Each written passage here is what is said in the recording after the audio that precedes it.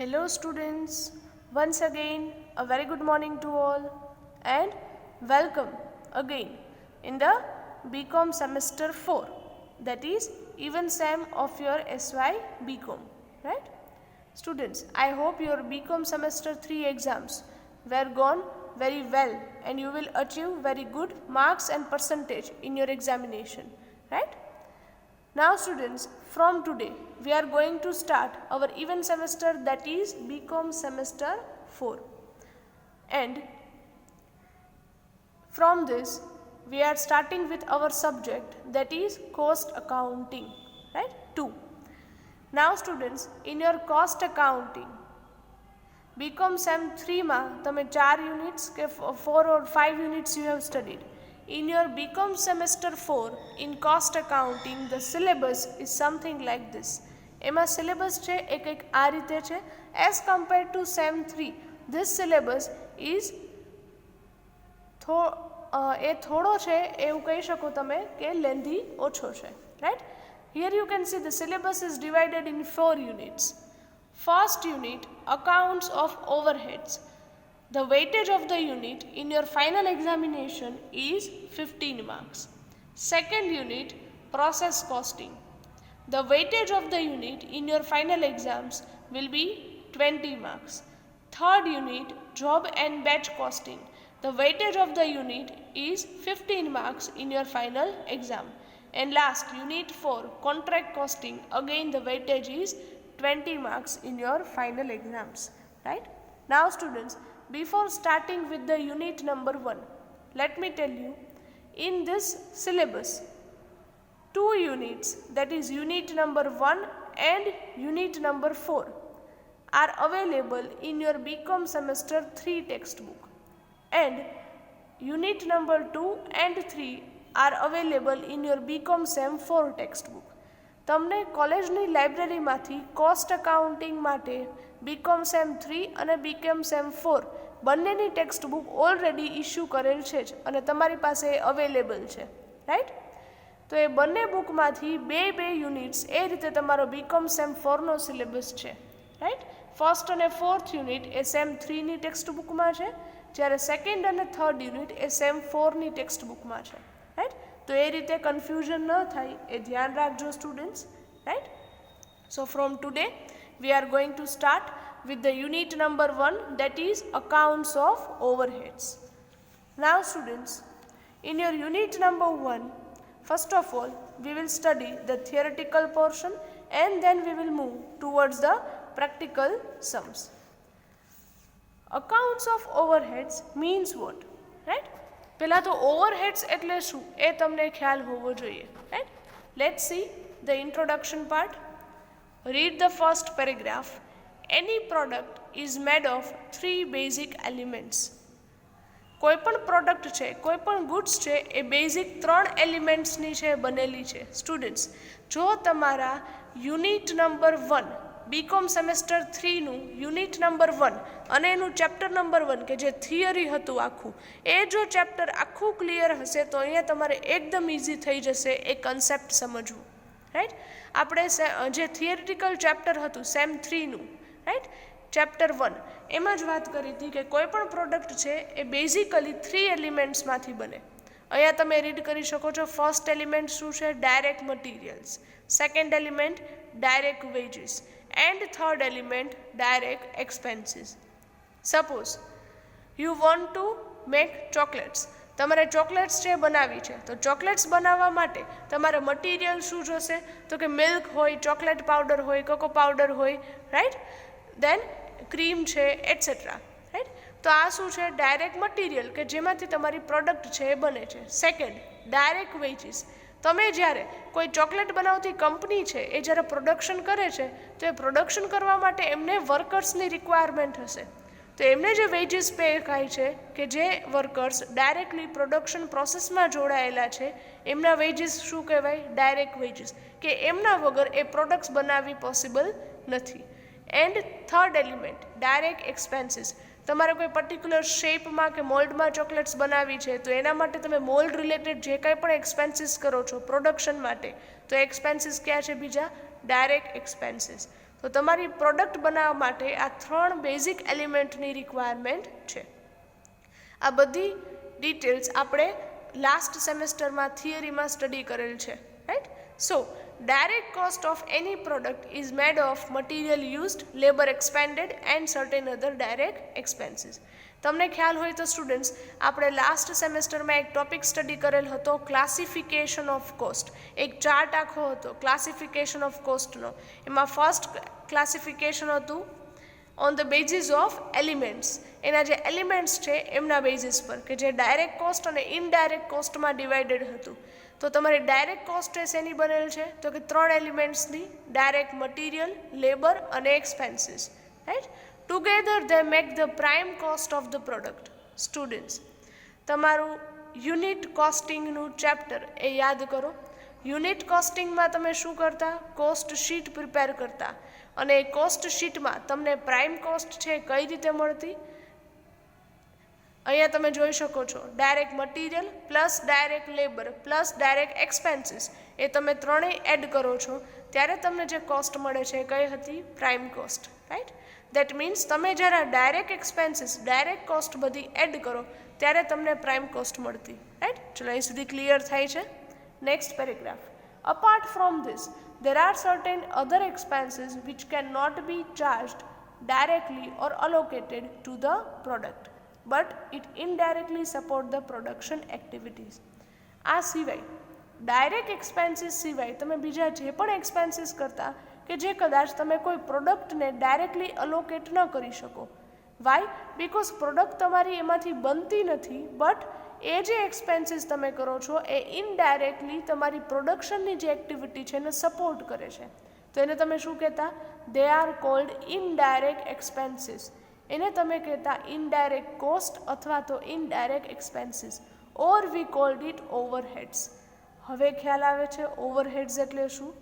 Overheads means indirect expenses. આ ખાસ યાદ રાખજો સ્ટુડન્ટ્સ. ઓવરહેડ્સ મીન્સ તમારા જે પણ ઇનડાયરેક્ટ કોસ્ટ છે, જે પણ ઇનડાયરેક્ટ એક્સપેન્સીસ છે એને તમે શું કહો છો? Overheads. Is that clear? Right. તો ઓવરહેડ્સમાં ક્યારેય ડાયરેક્ટ એક્સપેન્સીસ ઇન્ક્લુડ થાય નહીં. ચલો એ સુધી સમજાય છે. So this is the introduction. Next point. So overheads, or we called indirect expenses, equals to overheads માં क्या क्या expenses add કરો છો? First, indirect material plus indirect wages or labor plus indirect expenses. આ ત્રણેયને તમે એડ કરો એટલે તમને શું મળે? ઓવરહેડ્સ. ચલો એ સુધી ખ્યાલ આવે છે? આ પણ તમે સ્ટડી કરેલ હતું લાસ્ટ ચેપ્ટરમાં, સેમેસ્ટરમાં, ક્લાસિફિકેશન ઓફ કોસ્ટમાં, કે ઇનડાયરેક્ટ કોસ્ટ 3 પાર્ટમાં ડિવાઈડ થાય, right. Next paragraph. Such overheads are not identifiable with the unit of product. આ જે એક્સપેન્સીસ છે એ તમે કોઈ પર્ટિક્યુલર પ્રોડક્ટને અલગથી આઈડેન્ટિફાયેબલ કરી શકો નહીં, કે આ પ્રોડક્ટ બનાવવા માટે આટલો ઇનડાયરેક્ટ એક્સપેન્સ થાય છે. વાય? બિકોઝ એ ક્યાંય ડાયરેક્ટલી અલોકેટેડ નથી, એમાંથી તમારી પ્રોડક્ટ છે એ બનતી નથી, એ ખાલી પ્રોડક્શન એક્ટિવિટીને સપોર્ટ કરે છે, right. They are incurred for the common benefit of all the units produced. A expenses કેવા છે? તો કે બધા યુનિટ્સને કોમનલી રિસીવ થાય છે. આ સમજાય છે? સપોઝ હું 500 વોટર બોટલ્સ છે બનાવું છું, 500 વોટર બોટલ્સ, રાઈટ. તો એ વોટર બોટલ્સ છે એમાં કોઈ એક વોટર બોટલને આટલો ઇનડાયરેક્ટ એક્સપેન્સ એ રીતે હું અલોકેટ કરી શકું નહીં. આ ઇનડાયરેક્ટ એક્સપેન્સ એ 500 બોટલ્સ માટે કેવો હશે? Common. Right? Hence, they must be included in the total cost of the product. The institute has defined overhead as, definition તમને આપેલ છે overheads ની, the aggregate of indirect material cost, indirect wages and indirect expenses. Aggregation means total. Overheads એ શું છે? તો કે indirect material, indirect wages અને indirect expenses નો total. આ ખ્યાલ આવે છે સ્ટુડન્ટ્સ? અહીં સુધી સમજાય છે? પહેલાં તો એ જ ક્લિયર કરજો કે ઓવરહેડ્સમાં ઇન્ક્લુડ શું થાય, રાઈટ. આ 3 એલિમેન્ટ ઇન્ક્લુડ થશે, રાઈટ.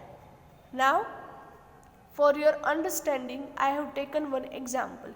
એક એક્ઝામ્પલ છે અહીંયા લીધેલ છે students. For example, in one company 4 departments are there. એક કંપની છે કે જેમાં 4 ડિપાર્ટમેન્ટ છે. Production department, financial department, marketing department and human resource department. Right.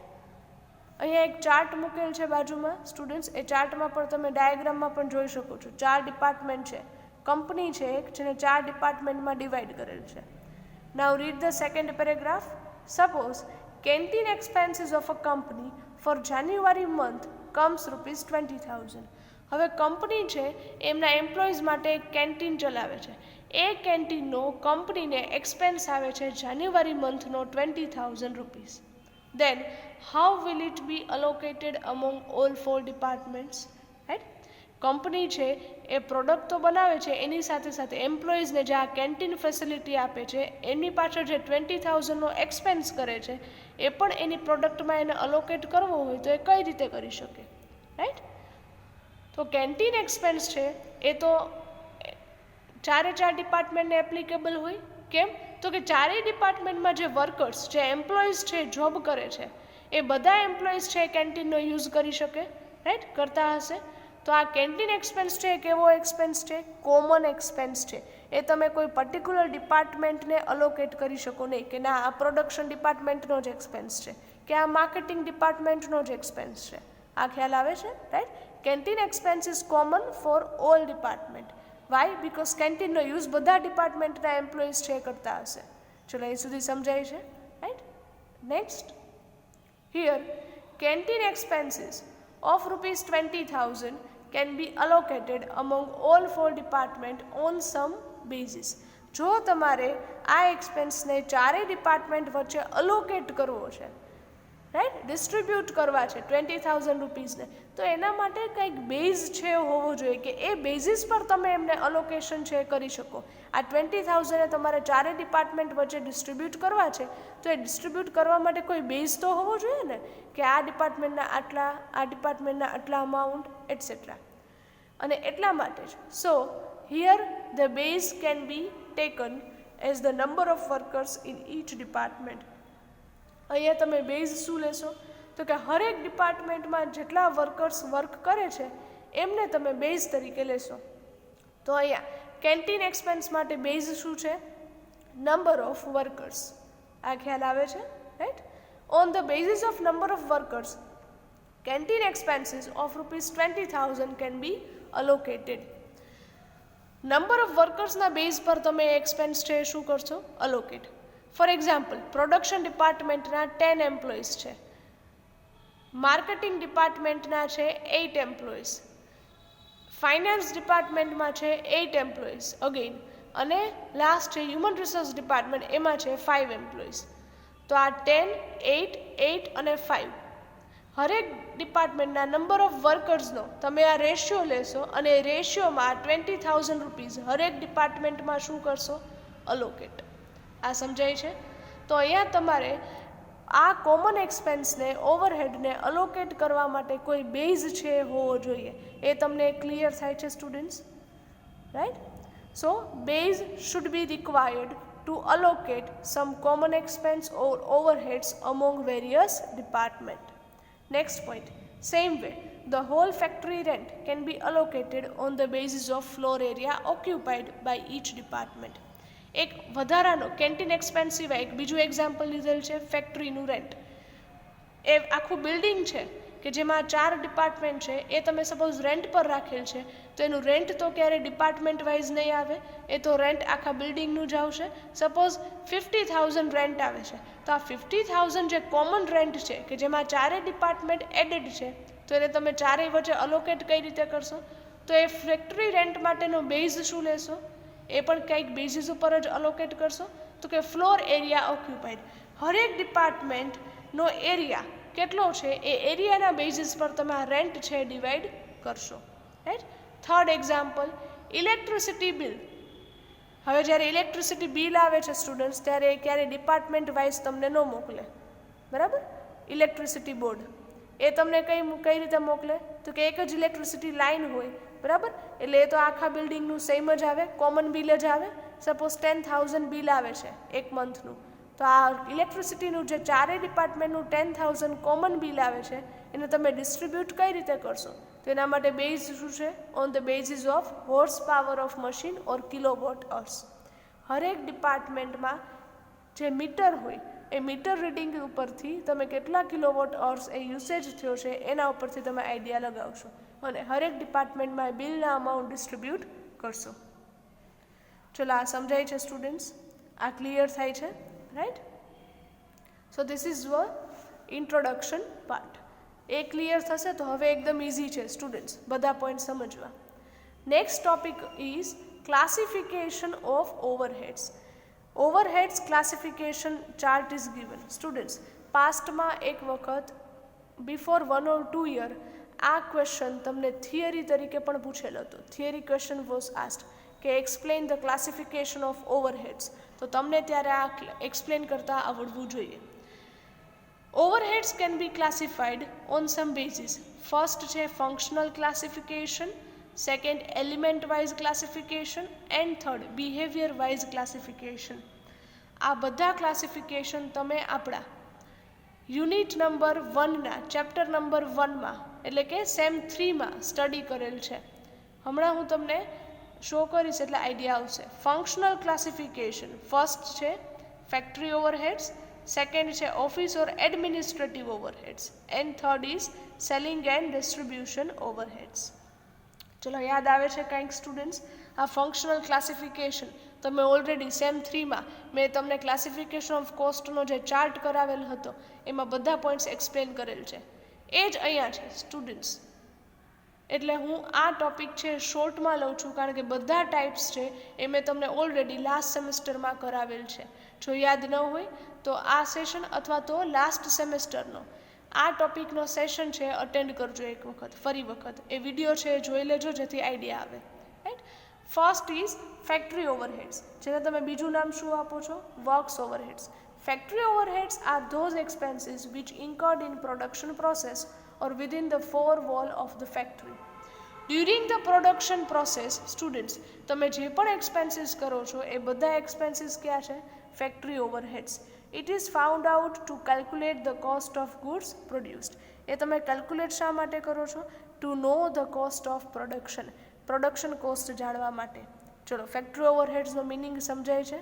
Within the four wall of factory, production related તમે જે પણ expenses કરો છો those are called factory overheads. Examples are given. Factory rent, lighting હોય, પછી factory lighting હોય, factory heating, canteen expense છે, power or fuel like coal, depreciation, repairing, insurance of factory building હોય, plant હોય, machinery હોય, etc. Right. Plant કે મશીનરીનું depreciation છે તો એ શેમાં આવે? તો કે ફેક્ટરી ઓવરહેડ્સમાં. તો કે એનાથી પ્રોડક્શન થાય છે એટલા માટે. આ ખ્યાલ આવે છે students? Right. Second is administration or office overheads, વહીવટી ખર્ચ જેને તમે કહો છો. Office overheads are those overheads which are incurred for the administration and management of the company.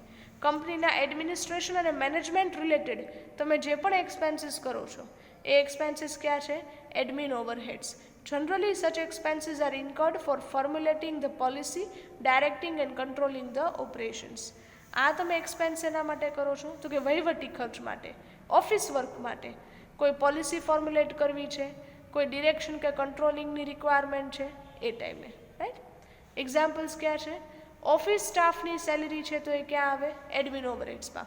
ઓફિસનું building છે અલગ જ, તો ઓફિસ બિલ્ડિંગ રેન્ટ છે, ઓફિસ બિલ્ડિંગ લાઇટિંગ છે, પછી ઓફિસ બિલ્ડિંગનું જ ડેપ્રિસિએશન હોય, રિપેરિંગ હોય, ઇન્સ્યોરન્સ હોય. Next printing and stationery, audit fees, directors fees, legal charges etcetera. આ બધા એક્ઝામ્પલ્સ ક્યાં છે? એડમિન ઓવરહેડ્સના. Third classification, selling and distribution overheads. Selling expenses are incurred for the creation of demand and securing the orders from the customer. તમારા product related demand છે create કરવા અને customer તરફથી ઓર્ડર મેળવવા માટે તમે જે એક્સપેન્સ કરો છો એ ક્યાં છે? Selling expenses. રાઈટ. એક્ઝામ્પલ્સ પરથી ખ્યાલ આવશે. એડવર્ટાઇઝિંગ શું કામ કરો છો? પ્રોડક્ટ ડિમાન્ડ ક્રિએટ કરવા અને કસ્ટમર પાસેથી ઓર્ડર્સ લેવા. Then salary or commission of salesman. સેલ્સમેનને અપોઇન્ટ કરેલ છે તો એની સેલરી કમિશન શું થશે? Selling overheads. Travelling agent salary, sales office expenses, cash discount allowed or given etcetera. આ છે સેલિંગ એક્સપેન્સીસ. હવે શું છે? Distribution expenses are incurred for dispatching and delivery of goods to the customer. કસ્ટમરને goods પહોંચાડવા માટે તમે જે એક્સપેન્સ કરો છો, ડિસ્પેચ અને ડિલિવરી રિલેટેડ, એ ક્યાં છે? Distribution expenses. એક્ઝામ્પલ્સ તો કે ડિલિવરી વાન એક્સપેન્સ હોય, warehouse means godown expense, wages of warehouse keeper, packers, delivery staff, carriage and freight outward, જેને તમે કહેતા જાવક માલગાડા ભાડું, રાઈટ? તો આ બધા એક્સપેન્સીસ કેમ કરો છો? તો કે ડિસ્ટ્રીબ્યુશન એક્સપેન્સીસ કરો છો, રાઈટ? ચલો આ ખ્યાલ આવે છે. This is the first classification, that is functional classification. હવે સેકન્ડ શું છે students? Element wise classification, right? Here you can see element wise overheads are divided in three parts. Number 1, indirect material. Second, indirect labor or indirect wages. And number 3, indirect expenses. Right? One by one we will study. આ પણ તમે last સેમેસ્ટરમાં study કરેલ છે. First is indirect material. It includes those materials which do not form the part of the product. આ એ material છે કે જેમાંથી તમારી પ્રોડક્ટ નથી બનતી, but ancillary to production, that means only used for the smooth functioning of the production. Such expenses are incurred or such material is used to support the production activity. આ material કેમ use કરો છો? તો કે એમાંથી તમારે product નથી બનાવવાની, પણ એ મટીરિયલ યુઝ કરશો તો તમારી જે પ્રોડક્શનની પ્રોસેસ છે એ સ્મૂથ થઈ જશે, ઇઝી ગોઈંગ થશે. It is used for operating and maintaining the plants, tools, machinery, etc. એ શેના માટે છે? તો કે તમે પ્રોડક્શનમાં જે મશીનરી યુઝ કરો છો, પ્લાન્ટ્સ યુઝ કરો છો, એ વ્યવસ્થિત ચાલે એના માટે કરો છો. For example, consumable stores like oil, grease, cotton waste etcetera. તમારી મશીનરીને તમે જે ઓઇલિંગ કરો છો, ગ્રીસિંગ કરો છો, કે જેથી મશીન છે લાંબો સમય અને વ્યવસ્થિત ચાલે, તો આ મટીરિયલ છે શું છે? તો કે એમ ઓઇલ અને ગ્રીસમાંથી તમારી પ્રોડક્ટ નથી બનતી, બટ એ પ્રોડક્શન પ્રોસેસને સપોર્ટ કરે છે, તો એને શું કહેવાય? Indirect material. Second, indirect wages. It includes wages or salaries of those workers who directly not engaged in the production process but help or support the production process.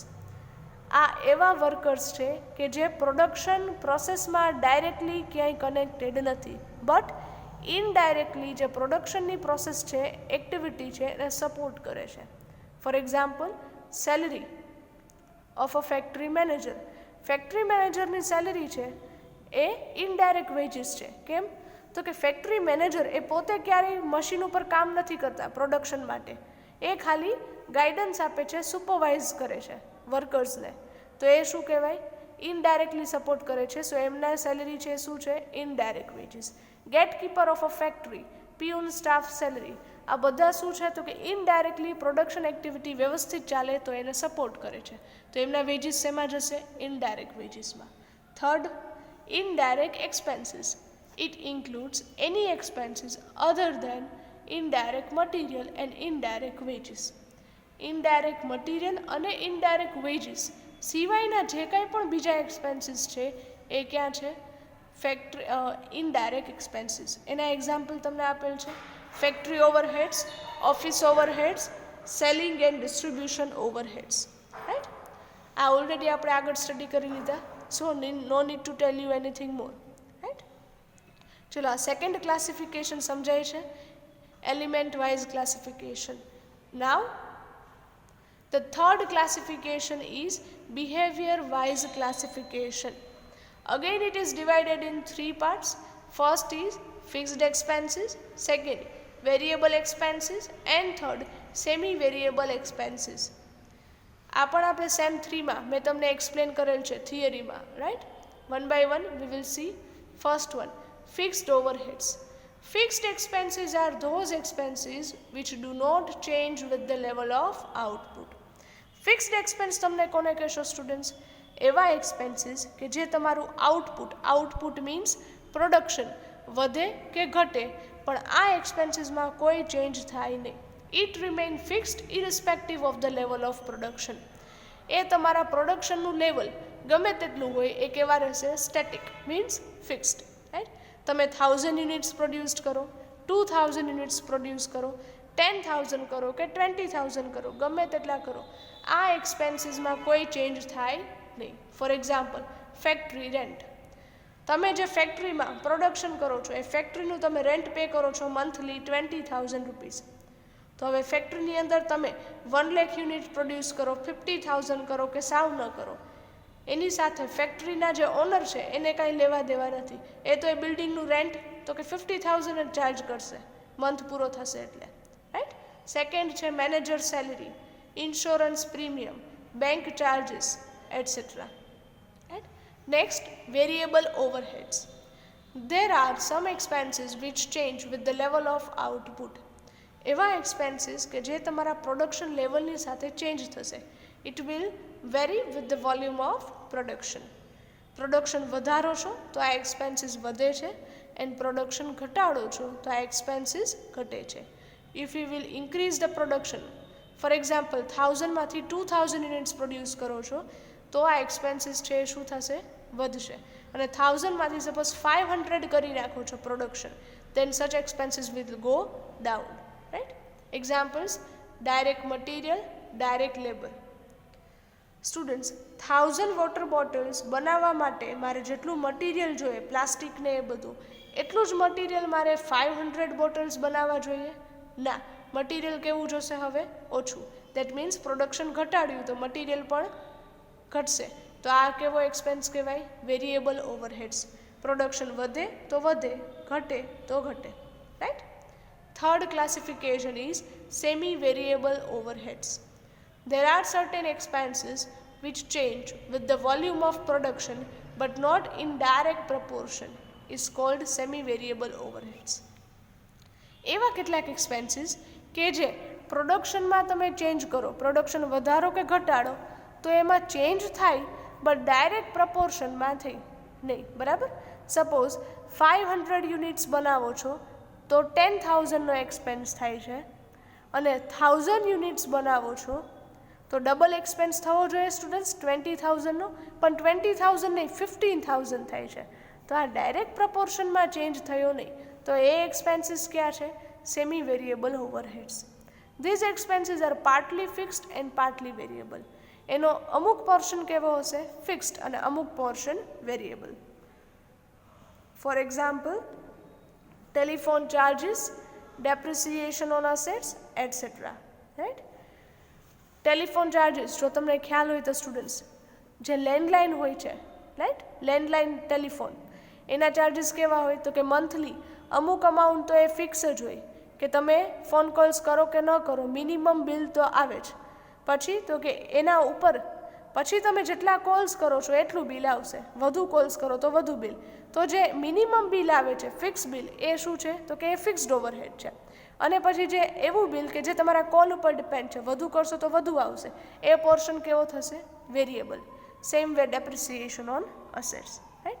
So these are the types of overheads on the basis of behaviour. Right? ચલો, આ બધા classification સમજાય છે students? આજે શોર્ટમાં explain કરેલ છે. હજુ ડિટેલમાં સ્ટડી કરવા હોય તો you can refer our same 3 video session of this topic. Right? Okay, now our next topic is allocation of overheads to various departments. Right? જ્યારે આવા કોઈ કોમન એક્સપેન્સીસ હોય, કોમન ઓવરહેડ્સ છે, તો એને તમે અલગ અલગ ડિપાર્ટમેન્ટ વચ્ચે અલોકેટ એટલે કે વહેંચણી, ડિસ્ટ્રીબ્યુશન કઈ રીતે કરશો? હવે તો સમજાય છે ને સ્ટુડન્ટ્સ કે કોમન એક્સપેન્સીસ કેમ આવ્યા? એને શું કહેવાય છે? ઓવરહેડ્સ. તો આવા જે ઓવરહેડ્સ છે એને તમે અલગ અલગ ડિપાર્ટમેન્ટ વચ્ચે ડિસ્ટ્રીબ્યુટ, અલોકેટ કઈ રીતે કરશો? Read the paragraph. There may be various production department in a company and may be certain service departments giving services to this production department. એવું બની શકે કે કંપનીમાં એક કરતાં વધારે પ્રોડક્શન ડિપાર્ટમેન્ટ હોય, અથવા તો કેટલાક સર્વિસ ડિપાર્ટમેન્ટ પણ હોય કે જે આ પ્રોડક્શન ડિપાર્ટમેન્ટને અલગ અલગ સર્વિસ પ્રોવાઈડ કરતા હોય. Right? So the expenses relating to each department are separately recorded. તો તમારે હરેક ડિપાર્ટમેન્ટનો એક્સપેન્સ છે અલગથી રેકોર્ડ કરવો હોય and included in the overhead of that particular department only. This is called allocation of overheads or departmentalization of overheads. That means to distribute the expenses to each department you need to allocate the overheads. તમારે આ બધા ઓવરહેડ્સને અલગ અલગ department વચ્ચે allocation છે એ કરવાનું રહેશે. અલોકેશનથી તમને ફાયદો શું થાય? Following benefits can be availed by allocation of overheads.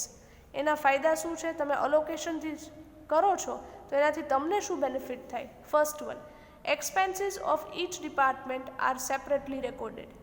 એક તો તમે હરેક ડિપાર્ટમેન્ટનો મંથ એન્ડ થાય કે યર એન્ડ થાય કેટલો એક્સપેન્સ થાય એ અલગથી રેકોર્ડ કરી શકશો. Second one, to control the overheads of each department, it is necessary that exact information about expenses of each department is available. તમને એવું લાગે કે કોઈ એક ડિપાર્ટમેન્ટનો એક્સપેન્સ આ વખતે વધુ આવ્યો છે અને તમારે એને કંટ્રોલ કરવાની રિક્વાયરમેન્ટ છે. જનરલ મંથલી એક ડિપાર્ટમેન્ટનો એક્સપેન્સ છે 10,000 આવે છે અને આ મંથમાં 15,000 આવે છે, તો વધુ એક્સપેન્સ થઈ ગયો છે. તો એને કંટ્રોલ કરવા માટે પણ તમને પહેલાં ખ્યાલ હોવો જોઈએ કે આ 15,000 આવ્યા, બરાબર? આ ખ્યાલ આવે છે તમને? એ ખ્યાલ હશે કે આ મંથનો આ ડિપાર્ટમેન્ટનો એક્સપેન્સ 15,000 છે, તો તમે નક્કી કરી શકશો કે વધુ છે કે ઓછો છે અને એને કંટ્રોલ કઈ રીતે કરવા, right? So these are the benefits of allocation of overheads to various departments. So students, આજનો આપણો ફર્સ્ટ સેશન આપણે અહીં સુધી રાખીએ છીએ. તમારે તમારી બુકમાં આ બધા ટોપિક્સ છે એ લખવાના છે, right? થિયરીના, and then we will start. So here with this our session is ended. Thank you very much and have a good day.